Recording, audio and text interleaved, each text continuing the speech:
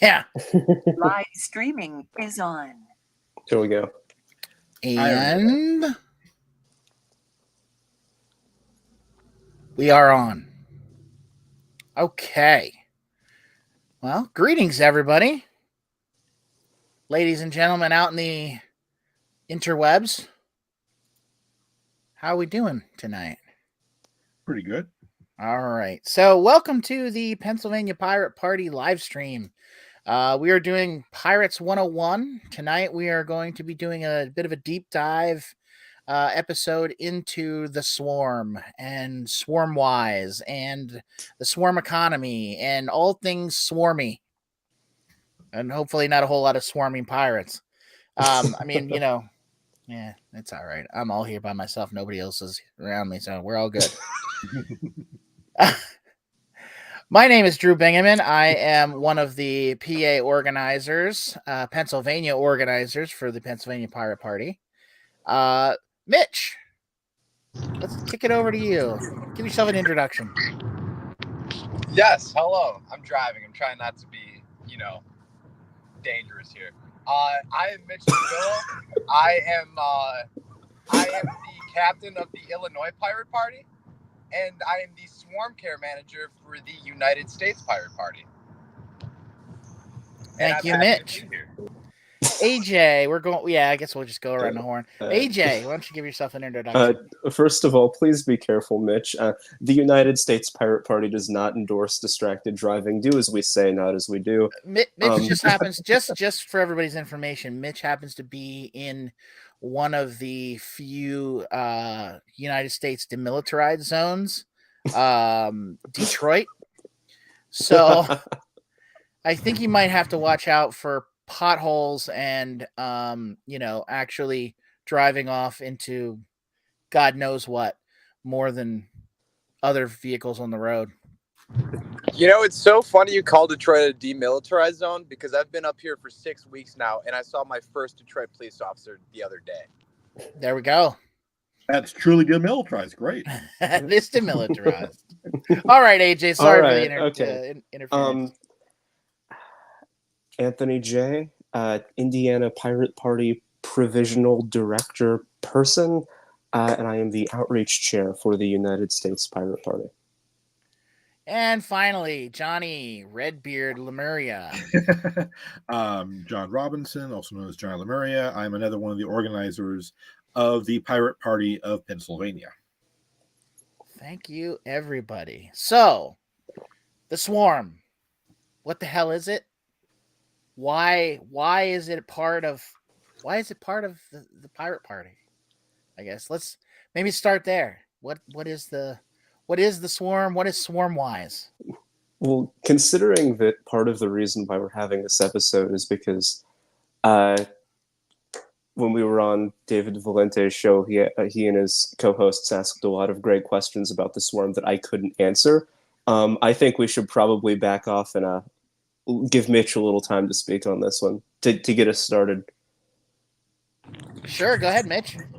Sure thing. So, Drew, you obviously have the more contextualized definition, the one that was laid out by Rick Falkman.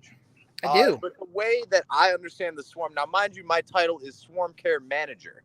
So my duty is to make sure that the Swarm in the United States Pirate Party is operating healthy and everything is going good. It is a decentralized way of doing things. That it is a group to come together for a common goal or a common end goal. And it's just a form of democracy in a sense. That is the best way that I can describe it. When I think of the United States Pirate Party Swarm, I think about how the National Party is really an accumulation of whatever that word is, for the state parties. That we're a national party made up of state parties, and the state parties are made up of local volunteers, and that we come together for a common goal, common purpose. And there are different types of swarms. There are different ways to swarm. One of the best examples I could think of, a swarm based model of doing things, is Wikipedia. where Wikipedia is decentralized. It's open to everyone. It's available to be edited, to be arranged, and everyone is working on the common goal of make sure Wikipedia is accurate and giving proper information and educating. At least that's what we hope there are. But there are some ne'er-do-wells on Wikipedia. But that is hardly a deterrent when it comes to Swarm. So it's sort of like a version of crowdsourcing, but with a little more direction. Yeah, that is a good way to explain it. That's the way that's what. So Rick Falkvinge, or Falkvinga, as some people pronounce it, which is probably closer to how he actually pronounces it in Sweden. When he founded the Pirate Party in Sweden, came up with this way of organizing, and he has some magic numbers in there. You want to talk? Do you guys have anything? Want to talk about any of the magic numbers, Mitch? I don't know if you're familiar with that at all. Like, I am behind on my reading of Swarmwise, so I'm not 100% on the magic numbers at the moment. So there's some so in at least a couple of the interviews that I was listening to from Rick, he was talking about magic numbers like seven, like a committee, like a committee, a steering committee of 7 is about ideal, due to the fact that any more than that, you start getting interpersonal. You can't have good relationships with more than 7 people in a group, and it's just the way it's, so that your group dynamic starts going downhill when it becomes a group of more than 7, especially when you're all when you're in leadership. There's another magic number of 30 that he talked about, like trying to keep committees or your when he talked about it, he was talking about Sweden in general, and in how in Sweden their geographical in the country, their geographical breakdown, provinces. I'm not even sure how they do it in Sweden, but like provinces or counties or whatever they have, is less than 30. And he said that a lot of countries that is true. Like there's less than 30 different geographical separations where and his reasoning was very similar for the 30 number. And then the largest number was 150, where you don't want things to grow in one of your larger groups to be much more than 150, because you start losing effectiveness in that. So, but it is still a breakdown of higher. It is hierarchical without being hierarchical. Where it's not that the higher level is actually in charge, it's just broken down like you break down folders in on a computer. And that might be part of the way that he came up with it, because he's an IT guy, or he's a computer guy. Great analogy. And honestly, I think that there's an important point in there when it comes to being swarm-wise and dealing with hierarchy. And I think that's, you will have both, facilitators and administrators and, doers and volunteers. Sometimes these are two different categories, and that's perfectly okay. The important thing is that these two groups of people are still held to an equal standard and an equal appreciation, and that we recognize that both groups are leaders in their own way. As well, I can speak to this. I'm chair of the outreach committee. Chairs in pirate committees, I mean, in no modern committee or chair is really super, super powerful. But, especially so for me, my only job is to facilitate what happens. It's the people within the committee that essentially decide everything. They execute everything as much as they can. They come with the ideas. I try to be really, really hands-off. And that's because I'm not really in charge. I'm just the person who has been tasked with facilitating the discussion. And again, like I said, I think that's true in most modern committees, or a lot of them, or at least it should be. If you're in a committee in some sort of organization and it's not like that, I feel like something has gone wrong anyway. But it's something that pirates really pride themselves on, is this idea of just because someone has some kind of special title, and that it might look like a hierarchy on paper, that doesn't give them any power over what everyone does. And they should be hands off. They should let people do what they want to do. Right. I think that's actually a quote from the beginning of the book, that a swarm looks like a hierarchical organization from the outside, but it truly isn't, because nobody is really any more important or has any more value than anybody else. So even though there is leadership, it's not leadership in what a traditional sense that most people think of as somebody who, lays down, this is what we're going to do no matter what, where it's more of that leader's elected to lead, and we follow their orders. No, that's not how it works. So it's Rick had some criticisms of organizations like Anonymous and Occupy Wall Street, that the reason they ultimately were not, they had their day, right? And Anonymous, I don't know much about if Occupy Wall Street is still really much of a thing, but I wouldn't know.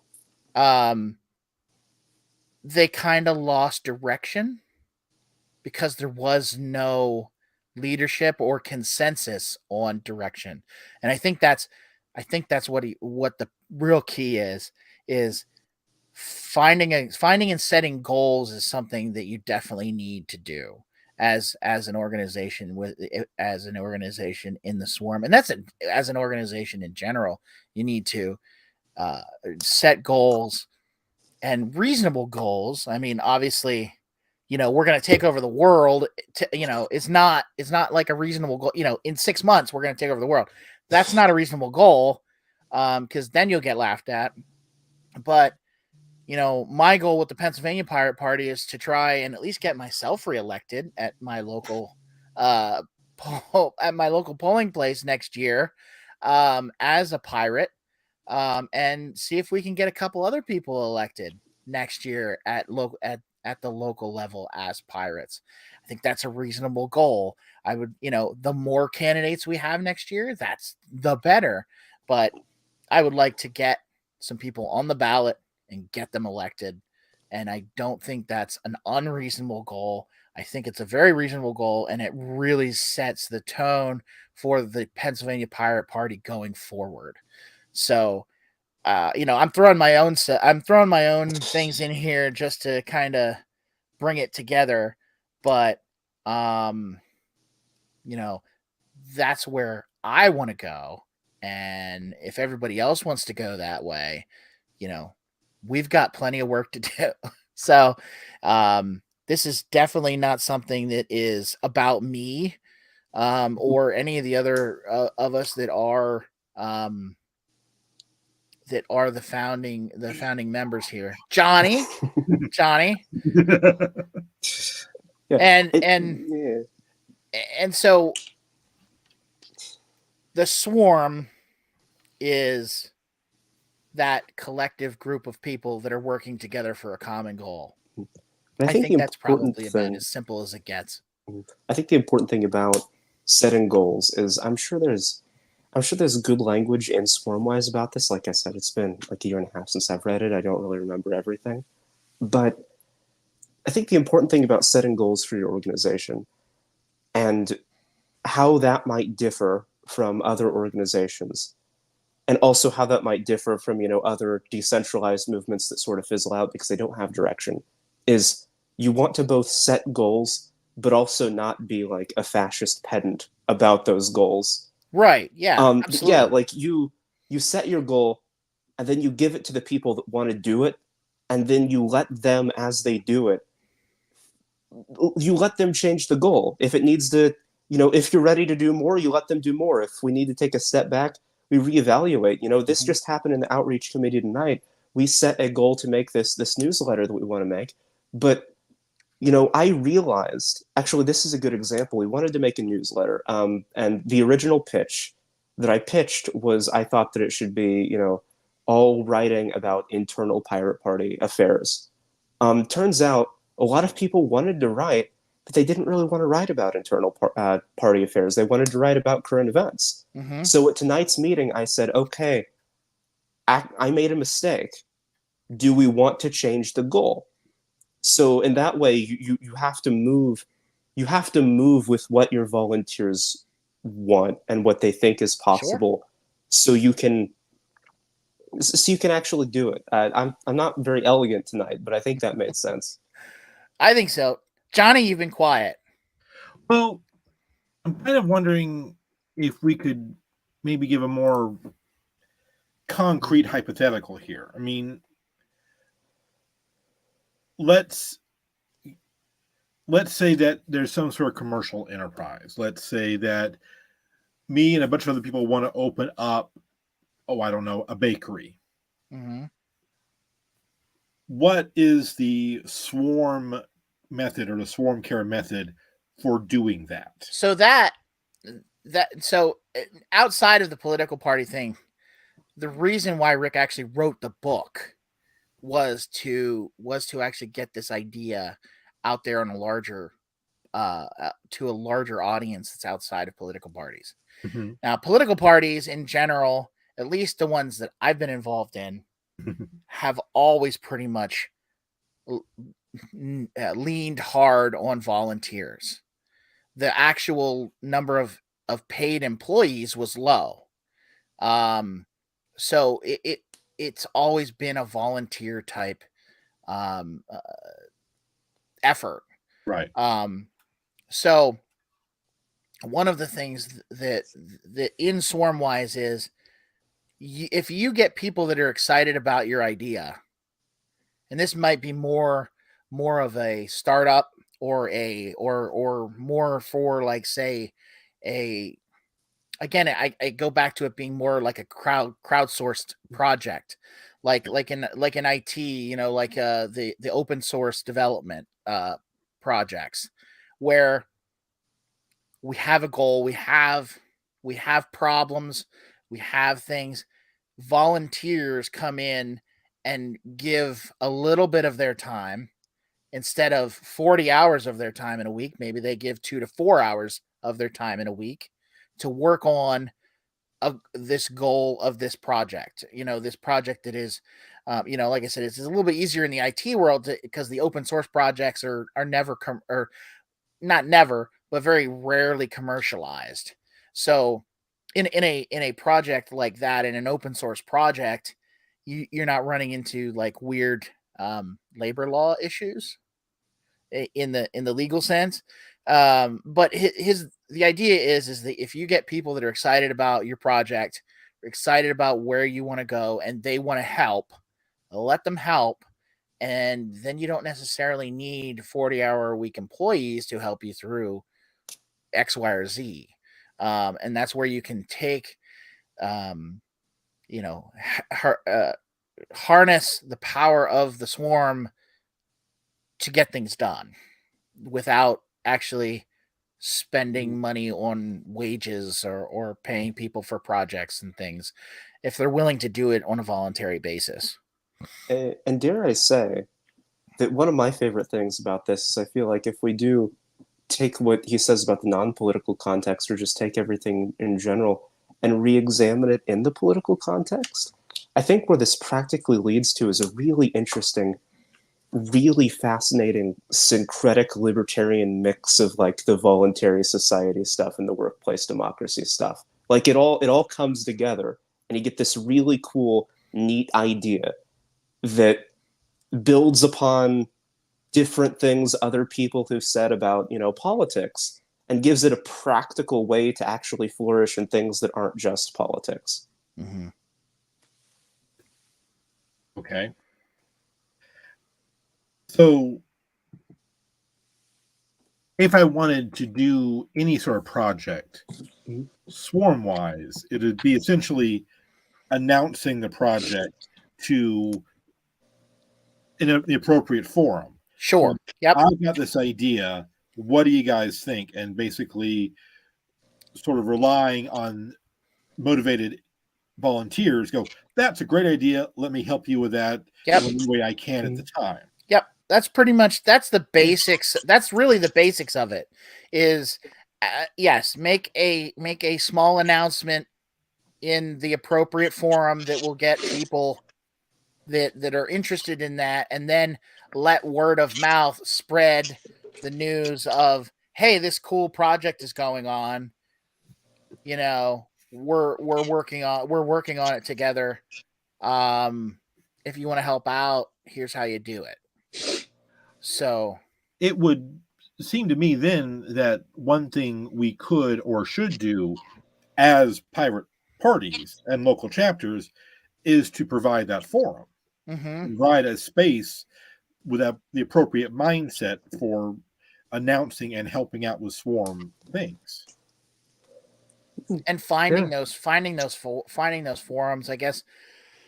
Probably that's one of the things that I've been thinking about lately is where is that forum in political cyberspace, right? Like there's got to be a place on Reddit that's like just the crazy third party discussion forum. I don't know. I mean, I would think so, but I could be wrong on that. It definitely exists on Reddit. Yeah. The issue, though, I guess it's not an issue. I think it's more of a feature than a bug. Is finding the appropriate forum to let to have things take off, isn't something you can force. No. Right. And I think Falkvinge talks about this with his experiences. I don't know if he talks about it in the book, but you can have this great idea and this great project, but you can't stress about, I need to post this in the right place to make the swarm take off. You really just have to, know the values, embody them, and really wait for your time to shine. I mean, I've been part of a lot of, just general sort of internet project stuff, nothing too tech-based, but, I've been, involved in a bunch of different online communities because I'm a hip youth, and, that's how I spent all of my teenage years. And there's some that I started. I actually, believe it or not, I've started some incredibly successful subreddits with like thousands of members. And when I think about how that happened, it really was just me announcing the idea, and other people with much more experience than I had at the time, because I was like 14. Latched onto it and said, yeah, that's a great idea, I'll help you with that. And the next thing you know, it's not just a Reddit. Someone made a different social media page. Someone made a chat room. And, all of a sudden you've got this whole online community.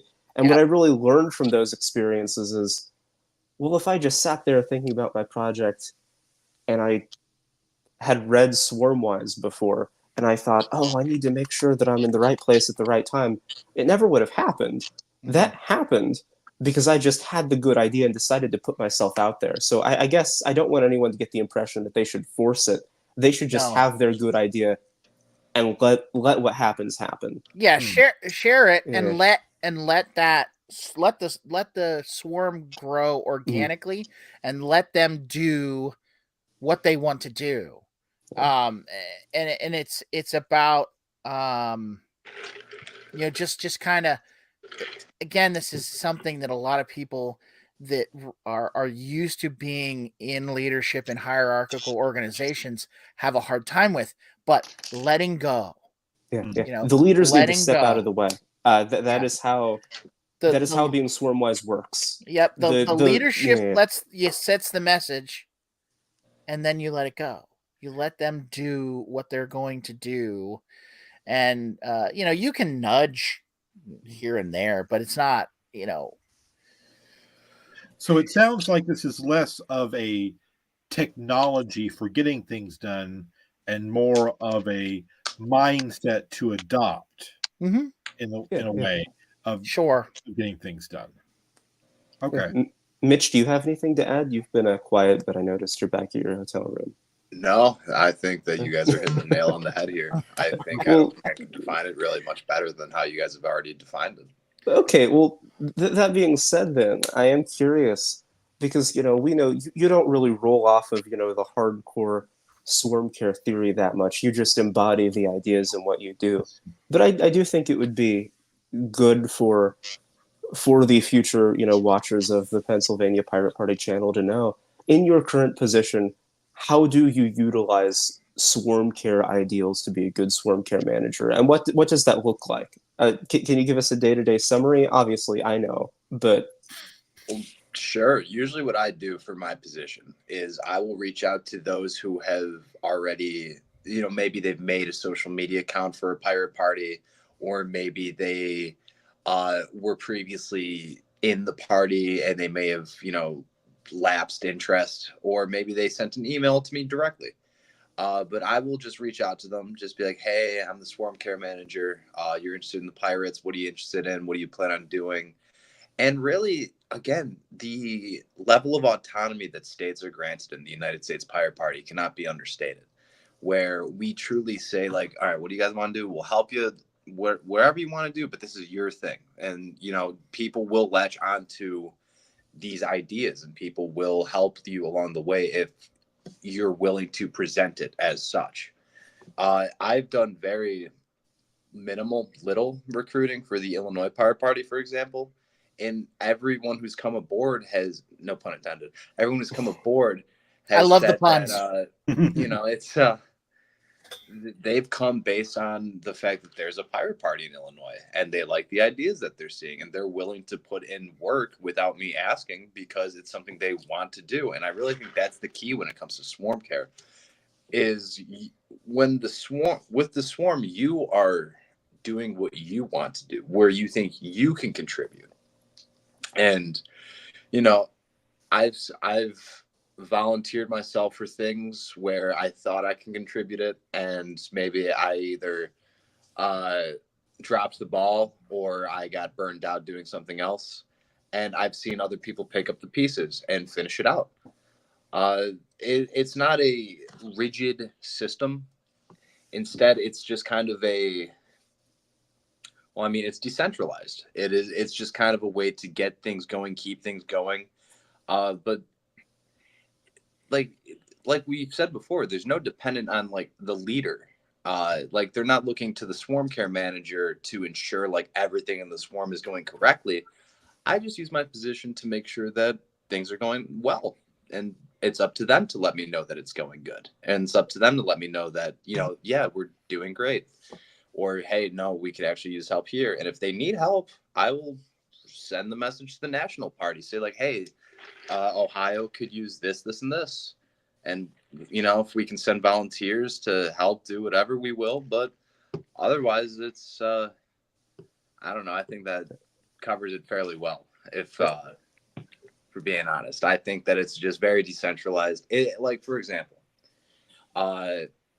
Yari is the president of the United States Pirate Party. No one expects Yari to do everything. It is all volunteers. It's the volunteers in their state levels and in their positions doing that work. Yari does a fantastic job as president of the United States Pirate Party, but there's very much a swarm way of doing things in this party. Awesome. I guess to that point, or to what Mitch was talking about, if you ever find yourself as a swarm care manager, whether it be for the national party or for a state party or for a local affiliate or wherever you might find yourself, Mitch can correct me if I'm wrong, but the way I understand the workflow is, people take the initiative to start a branch of the swarm, whether that be, one person deciding they want to run a state party or a group of people getting together and deciding they want to, go to this protest or whatever. They take the initiative to start the little node on the tree. It's the swarm care manager's job to go to the people of that branch of the swarm and talk to them so they can be the liaison point between them and the wider swarm network that's been created. And I think Falkvinge does talk about that structure a little bit in the book, how he'd meet with, people who stepped up and decided to be leaders in different areas, and he talked to them. I think I'm remembering the story right. But that's effectively what Mitch does, right? People decide on their own volition that they're going to volunteer for this party. They get things started themselves because we empower them to take initiative. It's the swarm care manager's job to then go to these, new leaders that have been born and figure out how to incorporate them into the greater swarm better. That is absolutely correct. That is once again, you have defined my job better than I have. Who knows? Maybe I'm gearing up for a swarm care campaign in a few years. I'm not, but I just figured I'd sound threatening. Over my dead body, you'll take. Hey, we could always Swarm go to care manager swords. for life. I mean, plastic ones, I guess, just to be, I mean, don't tempt me, Drew. I'm a firm believer we should bring back dueling. So do not tempt me. Hey, as far as I'm concerned, as long as it's consensual. That's the key. He said it. Yep. He said the key words. Yep. I don't disagree with that, honestly. I've been told that I've been told very specifically and very strangely before that if I were to ever end up in a duel, it would probably be over some political scandal, and that my arch nemesis would do the duel intending for it to be professional and then take his opportunity to kill me when he had the chance. So I'm afraid I'm going to have to vote no on dueling. Okay. Johnny, you got afraid of. I'm all for dueling as long as we employ the Marquis de Carabas rules. I'm not familiar with those. Yeah, I'm also not familiar. That's from Puss in Boots. That's where you duel with 10-pound sledgehammers at midnight in the swamp. Oh. That's the only way you can do it. As long as we do it that way, then yeah, go at it. All right. Sure. Yeah, somebody ends up drowning in the swamp then instead of actually you win. trying to pick up yeah. We call it water hazard. Water hazard. Wow. All right. I mean, I think we've done a good job on really talking about the swarm and what is it.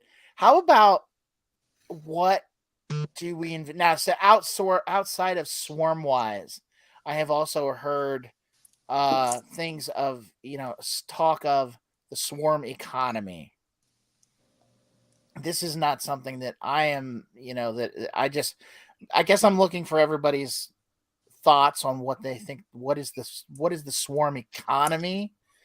How does that, is that something that we need, that we can push, that we can, as the pirate party, say, is it really just crowdsourcing? I don't know. I guess this is me asking the question. And now, with the concept of swarm economy, from my own understanding, from my own understanding of swarm economy, I think the best example that was given is sort of the service industry and how we have DoorDash or how we have Uber Eats, to where here's the service, work in it at your will, work at it at your pace, and leave when you feel like it. And I think that is kind of the premise of what you're talking about when you're talking about a swarm economy. Could that work on a grander scale? I don't see why it couldn't hypothetically. I feel as though that there's a lot of steps that need to be taken to do. Mm-hmm. For example, I work in a pizza place in the south side of Chicago. I feel if there was some type of union for Chicago pizza places, for example, if we then had workers in constant rotation, say like, well, we need someone at that Papa John's. Not that anyone in Chicago eats Papa John's, but if you had a Papa John's and they needed a cook, maybe you could be like, oh, well, I'll take that gig, and you could mm-hmm. work there, and you can, leave the next day. If you never want to come back, you never have to. But the gig economy is the word I was looking for earlier, not the service economy, but the gig economy, to be able to openly choose these gigs available to you that you can take, never take again, take at your frequency if you so wish. But that was my understanding of a swarm economy. It's funny you say that, Mitch, because I hate the gig economy. Yeah. I can hear heads exploding among our thousands of listeners right now. I think it should be pointed out there is a hypothetical good version of it. Of course. You could have a co-op Uber. You could have a DoorDash collective. You could do it right. Because it's not being done right now, is not necessarily a fatal knock against the very concept of it. I say that my finished thought is, it's funny you say that, Mitch, because I hate the gig economy. but I do think it's a very flawed, broken version of what the swarm economy could eventually look like. Yes. Yes. I also would like to clarify. There's a reason I said union in the Yeah. Mhm. I think all workers, make it be clear, all workers deserve a union. All workers have the right to collectivize and organize. Or things should just be founded as cooperatives from the start. Or worker owned and operated. Sorry, not to scare off the libertarians in the audience too much. Yeah, it's definitely not a requirement, but I could see something like that working in my industry where I do third party IT support for small businesses. I could see something like that where there is I need IT support on this, and then it goes out and it's in my local area, and I pick it up and go, yeah, I'll take that. Sort of like Uber or DoorDash or those types of things. Obviously, I would like to be paid better than those guys get paid. That's another issue with the current model is no one makes money. Yeah, that's nobody but the corporations make money. Oh, the corporations barely even make money. Some of them have been in the red for years, and I don't even know if I think they're still like half of the food delivery ones are still like not even breaking even. Like it's a terrible model. Oh, it's not a terrible model if you understand what they're actually doing. They're not in the food delivery business. They're in the collecting personal information business, and they're also being propped up by venture capital, which is a different issue. I mean, they're quite successful in what they're actually trying to do. It's just not what they're advertising what they're trying to do. But in any event. Let's be the conspiracy theorist over here. I don't see that as a conspiracy theory. I think it's pretty much a true thing that's what's that is something that does prop them up is the gathering and sharing and selling of personal information. And that's a lot of tech industry, and a lot of the tech industry is propped up by that. And so that some other corporation can get an ad in front of your face.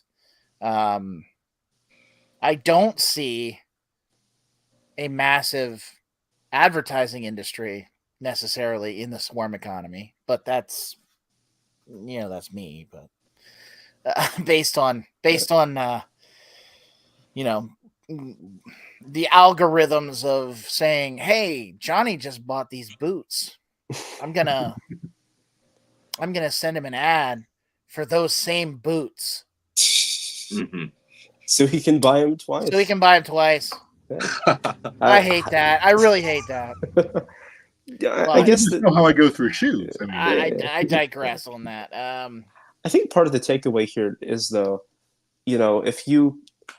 it sounds like a really strange foreign idea, but I do kind of hold to the idea that if you have really any other experience with, these, different kind of experimental economies from like the bottom half of the political compass in any way, if you're some kind of political theory nerd, your credits will transfer. That's the best way I can put it. But I'm a little biased, and I think this is probably the best model out of all of those. So the Swarm and Swarmwise is kind of the how. It's kind of the framework. The Swarm is the crowdsourcing. They're the people. They're everybody, and the Swarm economy. Do we have a simple version of that? Have we come up with a simple version of the Swarm economy? I'm still working that out myself. Not necessarily. That's okay. I do think that, like I said earlier, I do think it to a layperson that's trying to figure out how to understand it and might be served better by terms that they might have heard before. I really do think that it could be understood as this, blend between, volunteerism and workplace democracy. It's way more complicated than that. But if I were to give someone a primer, and I knew that they were, a chronically online political internet type like the rest of us, that's how I'd explain it. I think that works. Mitch, you got anything to add on that?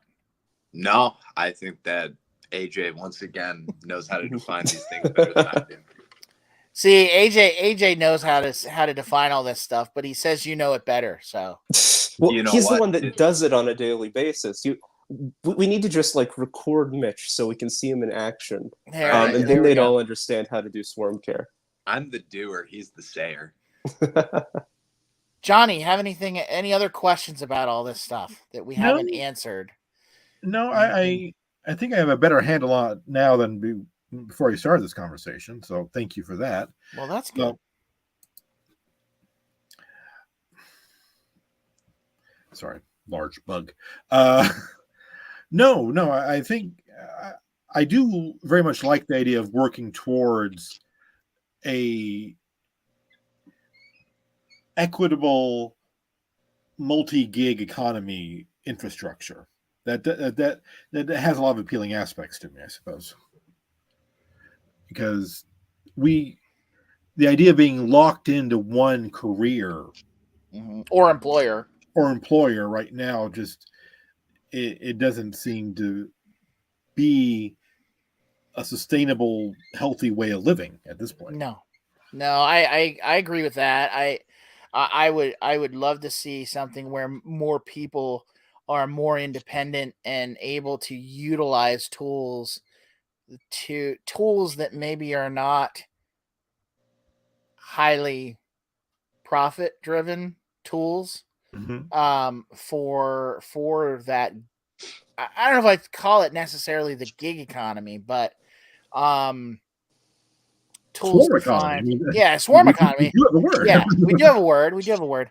But yeah, to get people to connect people, to connect people where I have a skill, I have a need, how can I help somebody with my skills so that I can get paid? And then how can I find somebody that can fill the needs that I have that my skills don't cover, that sort of thing. Those tools, I think that'd be a great open source project for somebody. I mean, and maybe somebody's already thought of that and they probably have. Maybe it just needs to find the right core group of people to get the word of mouth out there. If we were in a cartoon, this is where someone would pull the string in the back of my neck, and I would just start spouting about mutual credit clearing right now. That's how I think that would work. But I'm not going to do that. Just mutual credit clearing. Look it up. There's your keyword for you, everybody out there. And that's another great thing about I think about pirate stances on the economy is that we're still willing to humor a lot and discuss a lot, and I honestly don't think that the swarm economy really looks the same in every pirate party. We do have this idea of this decentralized work experience really based on the individual and based somewhat on gigs, even though I think that tarnished reputation there. But I really think that that's sort of the most important aspect of it, and everything else is really, not up for debate. People have written about it, but it's not like this is all settled law. We can still have discussions about what the swarm economy is or how it should be done. Falkvinch follows his own rules when it comes to the pirate party. He doesn't want to be, the dictator of what is right and wrong when it comes to pirate theory. For the most part, he takes a step back nowadays. Mm-hmm. So, as the United States Pirate Party, we are empowered to shape what the swarm economy is and adjust it to not only the needs of 2022 as opposed to the needs of 2006, but also the needs of the US as opposed to Europe, and the needs of Indiana as opposed to Pennsylvania as opposed to California. I think that was well said, AJ. Yeah. You're getting good at this. I don't know when that happened, but Hey, practice. Hey, the more you do it, the better you get. That is something that is definitely true. So, yeah, and that's another reason why I think doing these Pirate 101s is a good thing. I think it gives us an excuse to come on and talk about pirate politics and to explain where we come from to the audience, and leaving those videos on YouTube for people to go back and say, "Oh, here's Pirate 101. I can watch an hour here and an hour there." And I think that's it's one of the things. And I think, Johnny, I think it might have been your brainchild originally, the Pirate 101, but I loved it, and we're running with it, because I think it's a great service that, I think it's something we need to do to just lay the groundwork for people down the line to say, here's what we think. I mean, you don't have to agree with us, obviously. And you can take the Pirate Party in whatever direction you want to.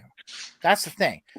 Pirate Party is very, there are core values.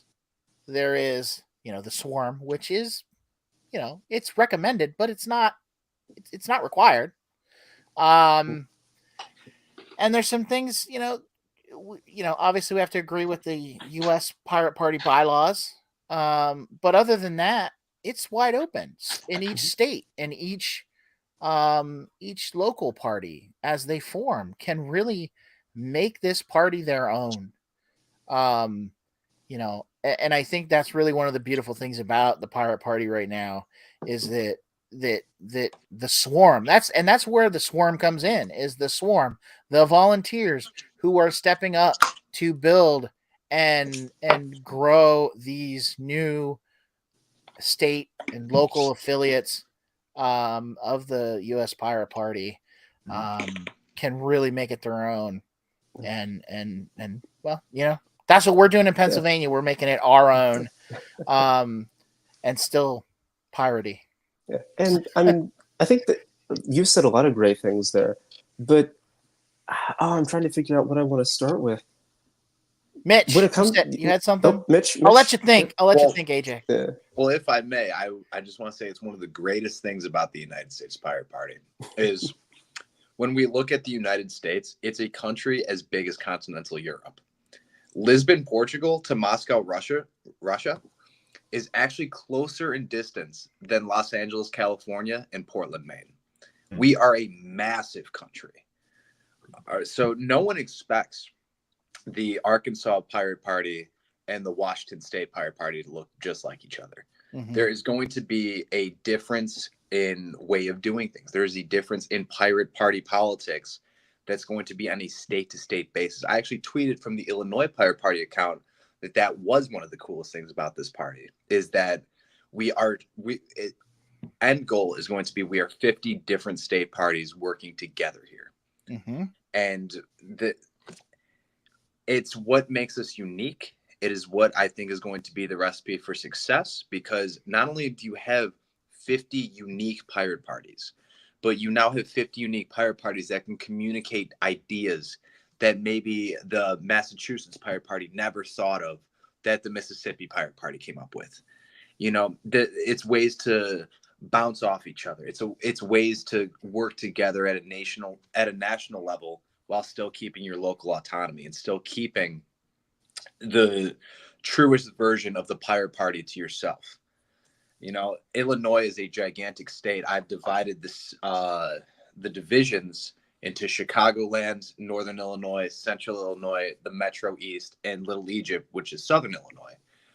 Because Illinois is a big state, and culturally, it varies. And I think Pennsylvania is either right behind or right in front of Illinois, population-wise, and I think we might even be bigger, a little bit bigger area-wise. But we're very close. Like, we're 5 and 6. It's either one or the other. So yeah, oh yeah, I can imagine. So we have similar challenges between Illinois and Pennsylvania, and Pennsylvania has 67 counties. So Indiana has 92. Don't get me started on that. okay, well that's a lot. That's a lot. So I think what you're looking at there, Mitch, in your geographical breakdown is a good thing, and I think, keeping in mind, and reading and keeping in mind some of these magical numbers that Rick worked out in Swarmwise, maybe not having more local affiliates than 30 ish. We did see that in the Libertarian Party once there was a very large number of local parties. The meetings were just completely untenable. It was just not. It didn't work. It totally didn't work, and it allowed for the takeover. I mean, that was one of the things that killed, in my estimation, what killed the Libertarian Party of Pennsylvania. So was the fact that too many people in that had a board vote because the counties were becoming qualified. So it was something that was set up a long time ago that never really accounted for actual growth, and that's a bad thing because it just went down really fast. So. Yeah. I remember what I was. You got it now, AJ? If that's all right. All right. Yeah, Go for it. The one thing I want to say is I do think it's important to understand that just with the way the swarm works, when we think about what the United States Pirate Party, believes. It's not, these different, different states with their own beliefs, and then the PNC has its beliefs. That's not how it works. And it's not, we've already established it's not the Pirate National Committee has their beliefs and they enforce them on everyone else. How it works is the United States Pirate Party is a growing effort. The beliefs of the United States Pirate Party is a composite of everyone within the party. If, Oregon and Florida disagree on something, it's not going to stay that way. We're going to want to come together and we're going to reconcile it. And the identity of the pirate party, I guess what I'm trying to say is it doesn't stay balkanized, because the idea of what it means to be a pirate in the United States of America is a composite of everybody's ideas. And I actually have a great anecdote to finish this off, because you said you forgot whose idea Pirate 101 is. And I just want to point out that I think this is a great idea of the swarm in action, because if we rewind the whole chain of command here, the name Pirate 101 starts with Mitch pitching to me that we should have some kind of, or he pitched to the board that we should have some kind of meeting for people who are new to the Pirate Party. He talks to me about it. We get talking. I think he calls it Pirate 101. Down the line, I say, Mitch, we should theme this. We should have a pirate orientation for libertarians. Mitch and I go have a pirate orientation for libertarians. You're already there. I don't know where Johnny was at this point, but I know that at some point, you really got sucked in. You heard us talk about Pirate 101. That name subconsciously got in one of your brains, and it turned into this idea. And that is the swarm in action. I think that is a very good example. So, gentlemen, we are coming up on about close to our hour limit where Jitsi is going to kick us off at least momentarily. I guess maybe let's go with anything left, closing notes, questions, things you want to add as we kind of finish this hour discussion. Mitch, I'll start with you. To anyone watching this and thinking, wow, the Pirate Party, I'm also a bald man with a beard, and I want to join the Pirate Party. You know what?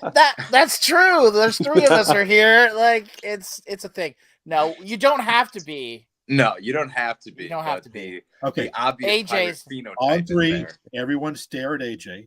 Okay. 1, 2, 3. You don't have to be a bald man with the beard. You could also be a hip, youthful youngster with just a little bit of scruff and a Yeah. remaining full head of black hair. I would Those are say, the only two options, though. I would say that I, you know, with the four of us, I am only a little bit regretful that we didn't have a little bit more diverse panel here. Yeah, I fair enough. mean, you know, the three bald bearded guys. I mean, white guys. You know, but there is diversity in the pirate party, and we embrace diversity, and we support diversity, and you know, that's gonna be that. If it isn't in our platform now, it will be soon. So yeah, we support everybody, every individual, all minorities, however you want to say it. Don't be put off by the fact that four white guys, three of them bald with beards, are sitting here, pirate party, to represent it. Yeah, we're not those kind of white guys. Let's put it that No. way. And we do show it in our membership. It's not like you're gonna get to the PNC and you're like, oh my god, they are all bald white guys. No, Yeah. we do try to actually incorporate that diversity in practice. All right, AJ, do you have anything else to add before we? I don't know. I think I've Okay. already talked too much. Johnny, you've been learning a lot tonight. What have you learned tonight? I have a better handle on swarm care, swarm economy, and the differences between those. And I like what I heard. It's a very empowering, hopeful vision of society, which I really appreciate. Awesome. Well, that was kind of my goal was with this is to be educational, and that's kind of the whole point of Pirate 101 is to be educational. And then, you know, by all means, you guys at the national party, you can share these videos, man. I don't care who sees these. This is not, we're not hoarding this for Pennsylvania only. Our precious information. Yeah, no, yeah. By all means, share them, download them, send them whoever. We can put them on the website. Yeah, that's a possibility. Jamie puts the Massachusetts Weekly Pirate Talks on there. I could probably post these. Yeah, eventually our meetings are going to go live stream, our regular meetings. But for right now, we're in a place where we're still getting that handled together, and I don't think we're ready for prime time for that yet. So, but these things are good, and let me see what's our time look like.